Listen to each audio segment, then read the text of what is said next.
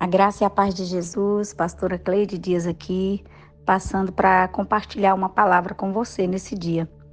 E eu gostaria de ler alguns textos, e eu quero começar pelo livro de Provérbios, capítulo 18, e o versículo 21, que diz assim: A língua tem o poder sobre a vida e sobre a morte, e os que gostam de usá-la, comerão do seu fruto. Eu costumo dizer que o que você diz afetará tudo sobre a sua vida e o seu futuro. Que receber ou perder alguma coisa está associado ao que você diz. E por que eu tenho esse entendimento? Quando eu olho para o livro de Marcos, no capítulo 7, a partir do versículo 27, leia comigo. Diz o seguinte: Jesus saiu daquele lugar e foi para os arredores de Tiro e de Sidom, e entrou numa casa e não queria que ninguém o soubesse. Contudo, não conseguiu manter em segredo a sua presença. De fato, logo que ouviu falar dele, certa mulher, cuja filha estava com espírito imundo, veio e lançou-se aos seus pés. A mulher era grega, cirofenícia, de origem, e rogava a Jesus que expulsasse de sua filha o demônio. E ele lhe disse: Deixe que primeiro os filhos comam até se fartar, pois não é correto tirar o pão dos filhos e lançá-lo aos cachorrinhos. E ela respondeu: Sim, Senhor, mas até os cachorrinhos debaixo da mesa comem das migalhas das crianças. Então ele lhe disse: Por causa desta resposta, você deve ir. O demônio já saiu da sua filha. Ela foi para casa, encontrou sua filha deitada na cama e o demônio já a deixara. Como já afirmei, aquilo que nós falamos tem sido a causa de perder ou ganhar alguma coisa. Aquilo que falamos tem sido a causa de grandes tribulações em nossas vidas, porque às vezes não temos sabedoria na hora de falar. E as duas coisas que eu quero compartilhar com você, a primeira é sobre isso, sobre aprender a dizer as coisas certas. E a segunda coisa é esperar a hora certa. Mas aqui, nesse primeiro ponto, eu quero falar sobre aprender a dizer a coisa certa. Você percebe aqui no primeiro texto, onde a Bíblia diz que na nossa boca está o poder da vida e da morte. E o segundo texto, você vê a mulher cirofenícia, que a Bíblia faz questão de nem mencionar o nome dessa mulher, diz certa mulher.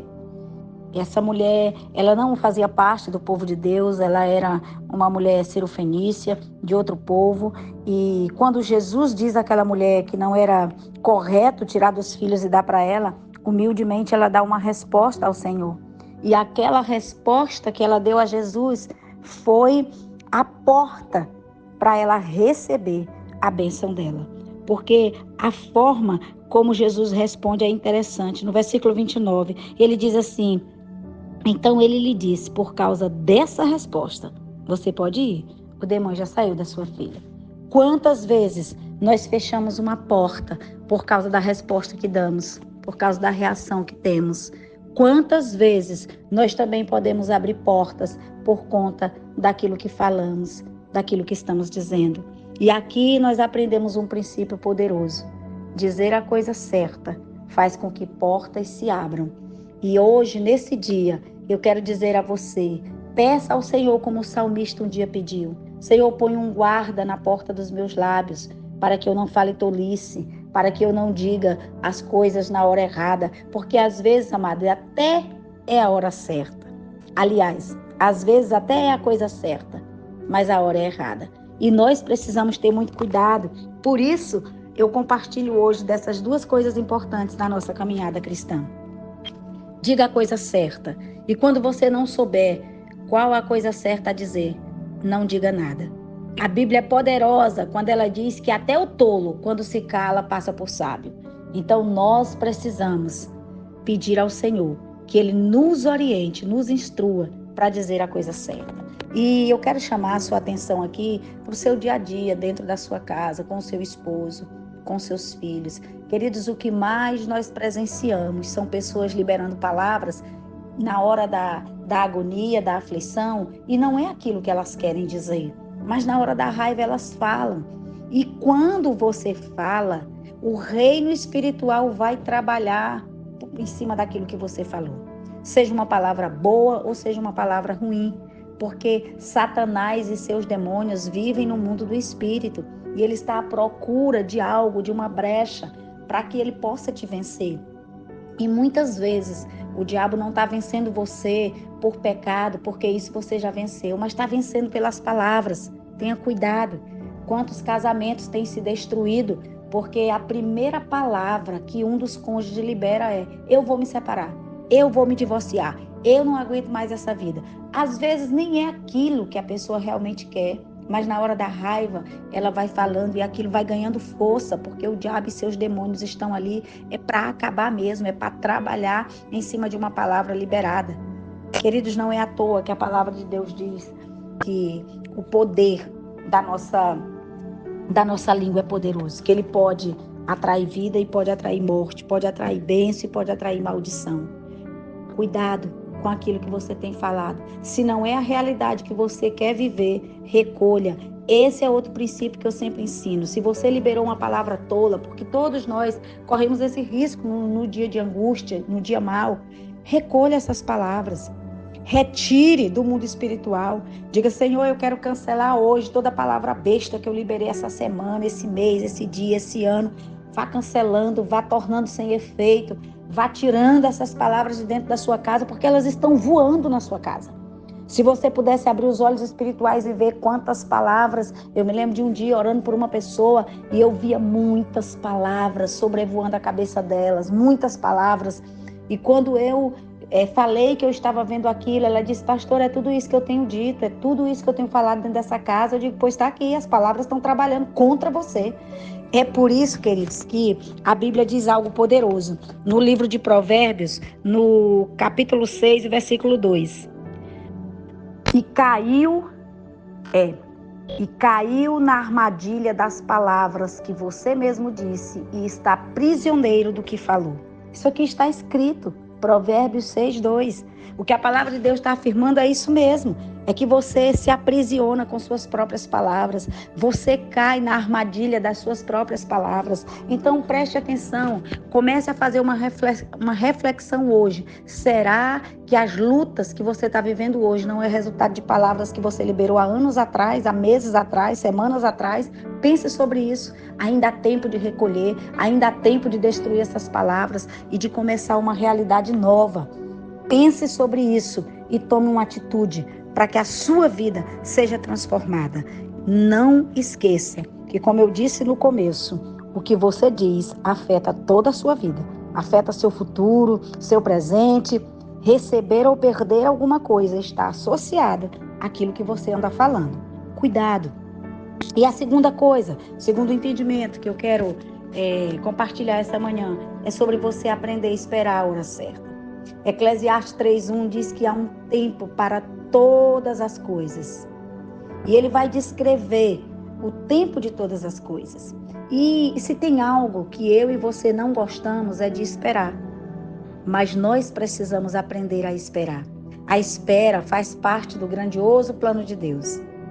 E uma das coisas que eu aprendi é que às vezes nós falamos que estamos esperando, mas nós não estamos. Na verdade, enquanto falamos que estamos esperando, nós estamos agindo, nós estamos reagindo, nós estamos tendo comportamento de alguém que não sabe esperar. E aqui, o comportamento faz toda a diferença.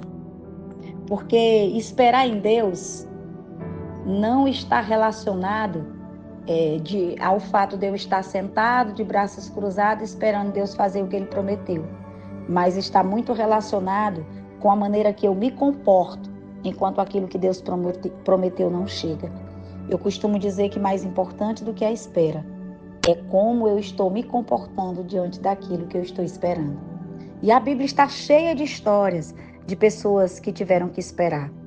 Noé esperou cerca de 120 anos até que o dilúvio chegasse. E é importante eu dizer aqui, amados, que Deus disse a Noé que ia haver um dilúvio.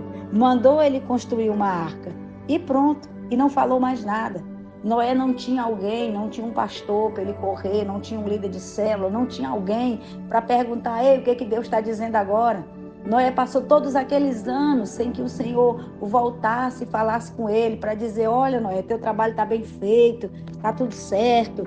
Não, queridos, mas ele recebeu a palavra do Senhor e acreditou. E ele decidiu esperar. E a sua espera valeu a pena. Abraão foi outro homem que esperou por mais de 13 anos o seu filho prometido. E parecia que não ia acontecer nada, mas aconteceu. Deus cumpriu a sua palavra. José do Egito é outro que durante anos ele ficou por mais de 14 anos esperando uma promessa que não chegou, que não chegava, mas chegou. Sabe o que eu quero dizer com isso? Esperar a hora certa é uma habilidade que toda pessoa que decidiu andar com o Senhor precisa aprender. Esperar é algo que a gente pode aprender. Vá se exercitando, vá olhando para aquilo que ainda não chegou, vá agradecendo a Deus. A espera, ela te amadurece, ela te aprofunda. Por isso, decida esperar o tempo certo.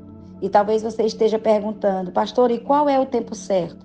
Eu vou te responder qual é o tempo certo. O tempo certo é o tempo de Deus. Não é o seu, não é o meu. O tempo certo é o tempo de Deus.